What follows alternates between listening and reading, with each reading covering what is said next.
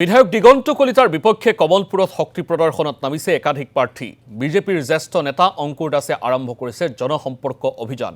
সমষ্টিটোৰ ভোটাৰৰ ঘৰে ঘৰে গৈ মন জয়ৰ চেষ্টা অব্যাহত ৰাখিছে প্ৰাৰ্থিত্ব প্ৰত্যাশীগৰাকীয়ে। সমান্তৰালভাৱে ৰাষ্ট্ৰীয় স্বয়ংসেৱক সংঘৰ মনোজ কুমাৰ শৰ্মায়ো আৰম্ভ কৰিছে প্ৰচাৰ অভিযান। সমষ্টিটোৰ পৰা দলৰ টিকট লাভৰ আশাত প্ৰচাৰ অভিযান তীব্ৰতৰ কৰি তুলিছে মনোজ শৰ্মাই। কমলপুৰত কোনে টিকট পাব সেয়া নিশ্চিত নহয় যদিও অংকুৰ দাস আৰু মনোজ কুমাৰ শৰ্মাই দিগন্ত কলিতাৰ ভেটিত যে কঁপনি তুলিছে সেয়া নিশ্চিত।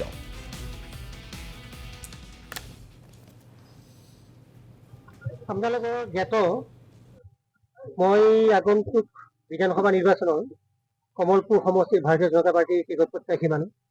1997 চনত ভাৰতীয় জনতা পাৰ্টীত যোগদান কৰি বিভিন্ন পদত মই থাকি সমাজৰ বিভিন্ন উন্নয়নমূলক কাৰ্যত নিজকে আত্মোৎসৰ্গ কৰি আহিছোঁ।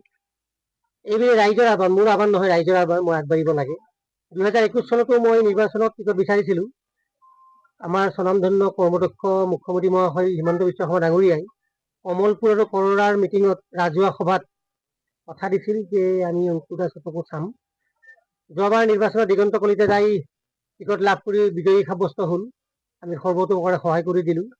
ৰাইজৰ মনত ক্ষোভ জন্মিছে, দিগন্ত দাৰ কামৰ প্ৰতি ৰাইজৰ বিৰাগ জন্মিছে।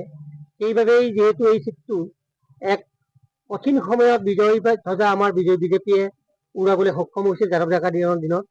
এইবেলি যেন সমষ্টিটো কংগ্ৰেছৰ হাতলৈ নাযায়, সেইবাবে আমি নিজে নিজে আগবাঢ়ি আহিছোঁ। ৰাইজে কৈছে তুমি পাৰিবা, তুমি আগবাঢ়িব লাগিব।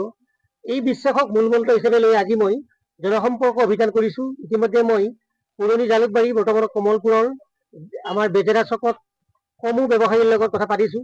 তেওঁলোকৰ অনুপ্ৰেৰণা আৰু সাহসে আজি মোক আৰু বেছি আগবঢ়াই দিছে। তেওঁলোকে কৈছে মুখ্যমন্ত্ৰী মহাশয় যদি কমলপুৰ সমষ্টিত আহে আমি সকলোতকৈ সুখী হ'ম। মই নিজেই প্ৰেছমেল দিছোঁ, কিন্তু তেওঁ যদি নাহে কমলপুৰ সমষ্টিত মই মুখ্যমন্ত্ৰী মহাশয়ৰ সপোনবোৰ দিঠকত পৰিণত কৰাৰ বাবে মই অগ্ৰসৰ হৈছোঁ।